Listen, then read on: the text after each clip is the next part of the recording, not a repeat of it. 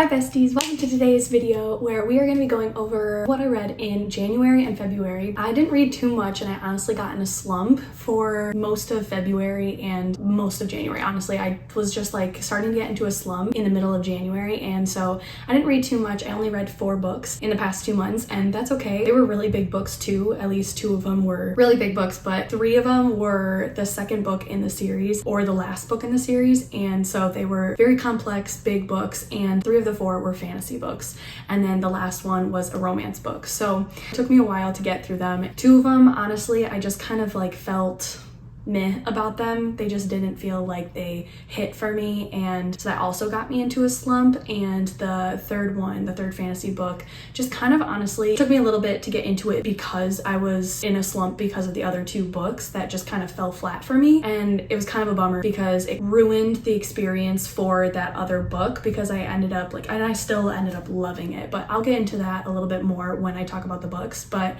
nonetheless, it was still a good month as far as the books that I read that were like part of what series they were part of, and I enjoyed that part, and I was glad to finally finish some series that I was in the middle of and wanted to catch up on finally. So with all that being said, let's start with what I read in January. The first one was Ruthless Vows, and if you haven't heard this before, this is the second book to Divine Rivals, and it's the Letters of Enchantment duology. I don't think they're gonna have any more books. I think it's just gonna stay a duology, but the first book, Divine Rivals, was one of my absolute favorite books of 2023. It was one of my top 5-star reads of the year, and I absolutely fell in love with the characters, fell in love with the world, and the whole idea behind it. It was kind of more of like a magical realism type book.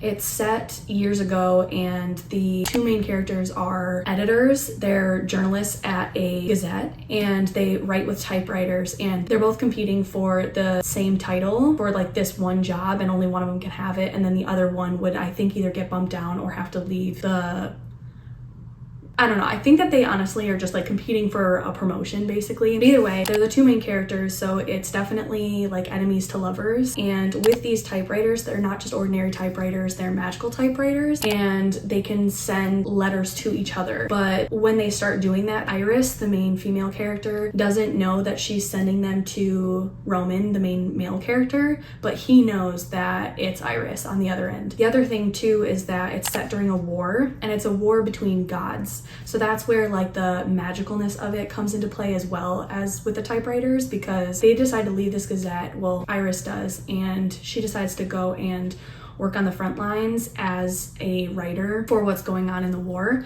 So she leaves and she goes to the competitor gazette, and she starts writing for them and goes to the front lines. There's a lot to it. There's the war going on, there's high stakes, there's precious romance going on in the book, and just like so much to it. I absolutely fell in love with the series. That's really just like the general synopsis of the book, and there's a lot more to it from there. But the second book, this one carries from where the story ended in the first book, which was on a huge cliffhanger. So everyone was super excited for this book to come out, and it came out near the end of last year. It came out in November, and I was so eager to get it, so eager to start it and see where it left off from the cliffhanger. And I feel like it just like, it fell flat because it was focused so much on the gods. And granted, there was like a lot going on with the gods that it was understandable for the book to focus on. However, like you want more of the romance and stuff, and for most of the book, the 2 main characters aren't around each other. It just is frustrating, and there's another aspect to it that made it even more frustrating than that, but I don't want to give any spoilers away. So it just was, it made it more difficult to follow just because it didn't give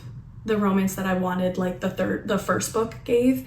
And I don't know, there was just a lot of fluff, I feel like, that was added in it, and it just kind of made the book drag on. So that was a little bit of a bummer for me. But with all that being said, it still was a good book nonetheless. Like I did still enjoy parts of it. I enjoyed the 2 secondary characters that were added into this story, and they were so precious. It's 2 friends of Iris's, and I just really loved their characters, and I loved what they added to the story, and I think they brought so much more to it. So I think that helped the story along too. And I did really enjoy the ending of the book. book, so I did still give it 4 stars, but it didn't end up living to the hype that I was hoping it would like the first book did, but that's okay. It still was a really good book, and I do still really recommend that you read this series. It has like a little bit of that magicalness to it, but it also has some realistic sides to it and everything like that. So I really recommend this series. I thought it was so good, especially the first book. And then the next book that I read was A Court of Silver Flames. I finally read this book and got it checked off of my list for series that I'm in the middle of. Stay tuned because there is a part 1 to a series of me finishing series that I'm in the middle of. So stay tuned for those videos to come out. There's so many series that I'm in the middle of,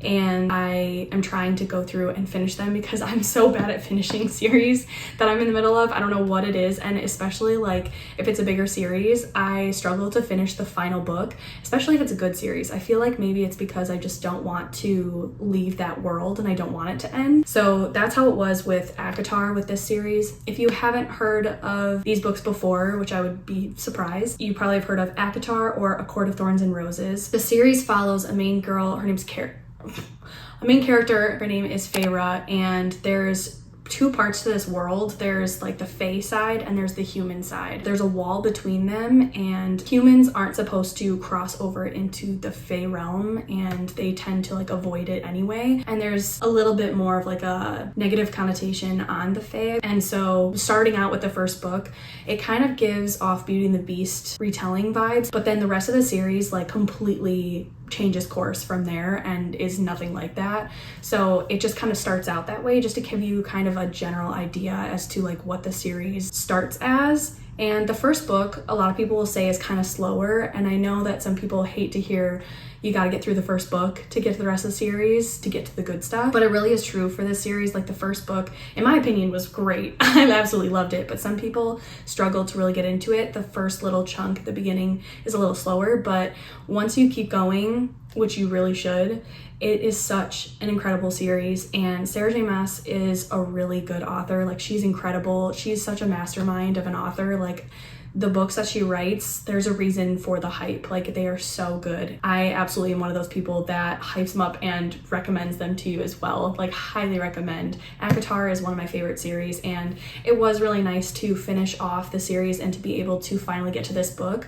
This book is in Feyre's sister's point of view. She has 2 sisters, Nesta and Elaine, and this is in Nesta's point of view. So all the other books are in Feyre's point of view, with the exception of the 4th book, which is a novella. And that one has a couple different points of view. They're in 3rd person, but they still kind of are in other characters' points of view. But anyway, there is like found family trope in here as well, and there's obviously a lot of like high fantasy in here and just a lot of high stakes, and it's just such a good series, and I couldn't recommend it enough. So like I said, this book followed Feyre, one of Nesta's this book followed Nesta, one of Feyre's sisters, and it was really good. I was nervous to get to this book too, because throughout the rest of the series, at least for me personally, a lot of people don't enjoy Nesta and don't understand why she is the way she is. She's really a character that just drove me nuts, and so I wasn't looking forward to getting to this book because I wasn't looking forward to like reading her side of things and it changing my mind about her or anything like that. It was hard for me to root for her because of the way she was acting in the previous books, so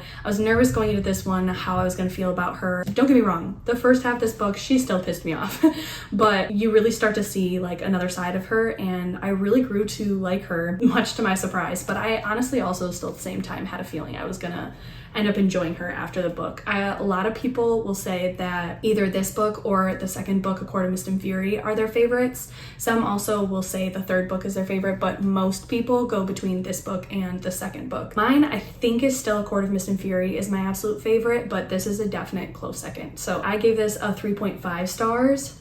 There's no way I gave this. No. Okay, I'm looking at it. I did give this a 5 stars. I thought that by the end, like, it was incredible. There was so much to it that I loved, and like as you get like halfway through this book, there's a lot that starts to unfold and happen and piece together, and there's a lot more action. If I really was being like extremely picky, I would maybe give it a 4.75, but I don't know, just this series as a whole, like there's so much to it, there's so much depth that it felt wrong to do that, and I just had to give it a 5 star. This series as a whole and this book and just like everything that happens is incredible. incredible. There were so many emotions I had reading this book, and it was so good. So I really recommend this series. If you couldn't already tell, if you haven't read it already, highly, highly recommend it. The third book I read is Iron Flame, and this book I ended up giving a 3.5 star. I was really bummed because with Fourth Wing, which is the first book, this is part of the Empyrean series. This is the second book, and I think that there's gonna be either 5 or 6 books in the series, and this book came out so quickly after Fourth Wing, the first book, came out, and I think that was part of what knocked it down a couple pegs for a lot of people. I know it's not just me that just kind of felt like it fell flat, but there was a lot that happened in this book that was so good, and don't get me wrong, like, I absolutely love this world, these characters, so incredible. And of course, like, there's dragons in the series, so that makes it even better.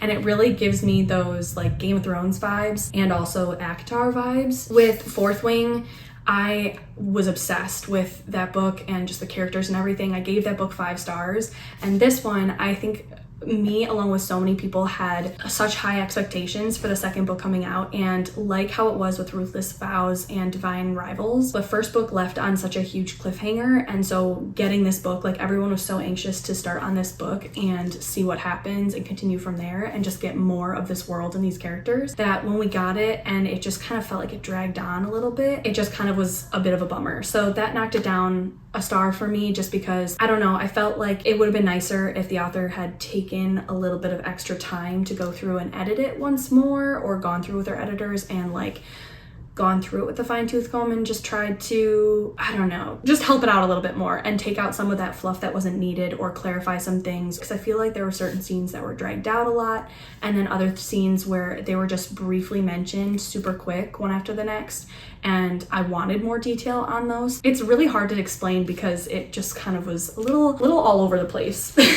So that was a little bit of a bummer, but aside from that, like I said, the characters are incredible. Rebecca Yarros is another incredible author. Like, I really enjoy the world that she's created. It's so complex, and there's definitely a lot that that flew right over my head with this book, that I want to go back and reread the first and second book and see if I can notice them now. There's a lot of foreshadowing throughout this book especially, and even some of it was like added in the first book, which is wild. The fact that like we don't find out until the end of this book certain things, and then you come to realize that it was a lot of foreshadowing in the first book even, as well as the second book. Like, how she did that is incredible. But yeah, like I said, if she would have just taken a little bit longer before coming out with this book and taken her time a little bit more on it, I feel like it would have been better. But I can't judge too hard because like I said, is an incredible author, and the world that she's created is amazing. I could never do that. So I have so much respect for her and fantasy authors in general. It's incredible. Like, I don't know how they do it, but I got still so immersed in this world and with these characters and everything, and I'm absolutely obsessed, and I do want to continue the rest of the series without a doubt. So don't let my rating on this book sway you. I think it was just like a lot of world building in this book, and it's the second book of many in the series, so it's not going to be my favorite maybe in the series, and who knows, I think my opinion could change down the line, but right now that's just kind of what I'm sitting with at a 3.5. There are a lot of people that were absolutely obsessed with this book, rated it 5 stars. Like, I was reading this at the same time as my sister Sarah, and she rated it 5 stars. I'm pretty sure she absolutely loved it, and like, I can see where she would get that from. And I think that the other thing too is that the more fantasy books I read, then I have more to compare it to, and it didn't help that I was reading this at the same time as I was reading A Court of Silver Flames and Ruthless Vows. At one point I was reading all 3.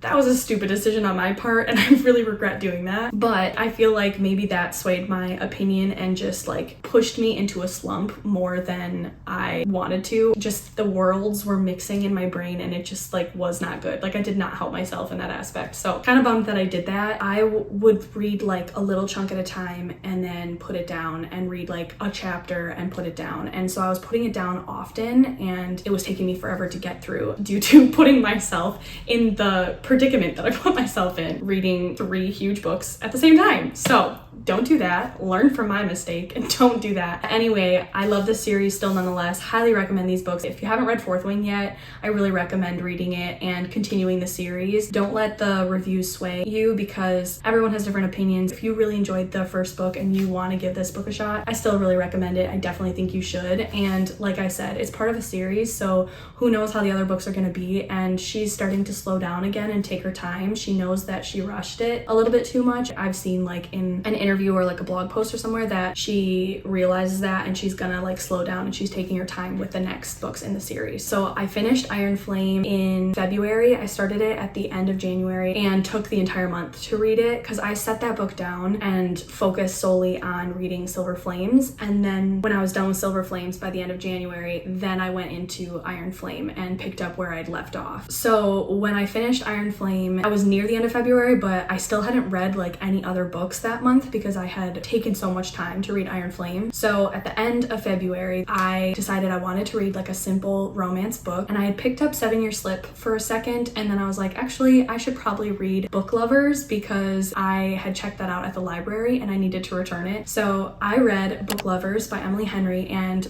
I already had to return the book to the library, so I don't have the physical copy with me. I read Book Lovers by Emily Henry and I loved this book. It was so good. I was flying through that book. It was so cute. It was the perfect book that I needed, just like a palate cleanser. I needed a break from fantasy because, like I said, I read 3 huge fantasy books and I needed a break. I needed a good cheesy romance. And this one wasn't like your ordinary, like typical cheesy romance. It gave the Hallmark vibes, but normally in Hallmark movies, either like the main guy or the main girl is in a relationship and then they have to fly off somewhere to go help out like a business that's struggling, or they have to go and close down a business because the company that they work for is going to be tearing down, bulldozing that area and building condos or like a hotel or something. And so they leave and they go to help out, and then they realize they get that small town vibe, it changes them and all of that stuff, and they find like their love there of the small town, and they meet some perfect guy or perfect girl that changes their mind and changes their perspective on life, and they end up staying in the small town. But Emily Henry had the question in mind of, well, what happens to that ex that was looked at so negatively? Like once the main character gets to the small town and they realize like, why are they in this relationship with this person who's just so focused on their job and is kind of like a cold person and just doesn't have any emotions or empathy or anything like that. Like they don't care for anything but their job, but their money and all of that stuff. And so she wanted to focus on what happens to them. Like, do they get a happy ending? Because they deserve it too. And so with this book, that's what she did. The main character, she follows the same idea of the character that is the ex that gets dumped. So it just gave like different vibes. Like it gave something different to the story. Like it wasn't like your typical cliche romance. It was, but it wasn't. Like the main character has gotten dumped multiple times because it's literally like the cliche romances. The person she gets dumped for had to leave for like his job and ends up meeting someone else down there and ends up like having this eye-opening experience at this small town and meet someone else who is so much better for them. And like it's such a good book. So I really liked it. I liked the main character and I loved the main guy character. I loved the two of them together. I thought that their banter was so good, and just like the witty comments they would make to each other, the back and forth like conversation that they would have was so funny. There were so many times where I was like kicking my feet, giggling and smiling so hard and laughing out loud. Like it was just so good. I really love Emily Henry's books. If you haven't read hers before, I've read now Happy Place, Beach Read, and Book Lovers finally. I've been trying to get to Book Lovers for so long and finally did it. Finally read the book and I'm so glad I did. I hate that I waited as long as I did to read Book Lovers because it was so good. I absolutely loved it. So I gave that book a 4.5 stars and I really recommend it. I recommend all of Emily Henry's books because they're so different. They have that cliche romance in them, but at the same time, there's so much more depth to them. They have so much more emotion and backstory, and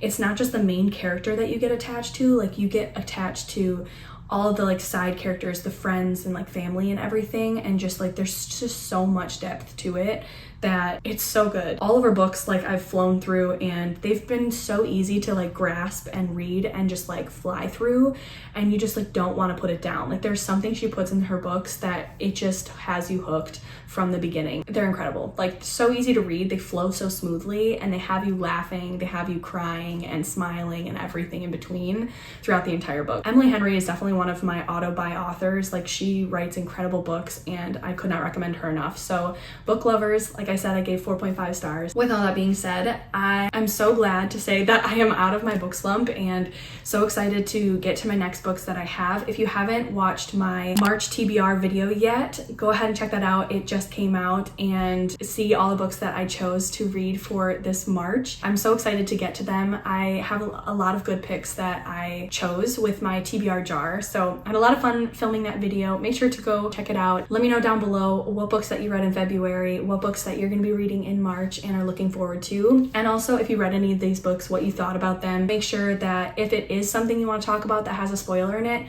just put a heads up at the beginning of the comment saying spoiler alert or something. These series are so good and I want people to give it a try, and I don't want it ruined for them because I went into these series pretty much blind, and I'm glad I did because it let me have my own opinion on the series and the characters as a whole, and then I could go back and see what other people thought about it. Thank you guys so much for watching. I really hope you enjoyed. Make sure to like this video if you did, subscribe to my channel if you aren't already, and hit the notification bell so that you don't miss another video. I will see you soon with my next video.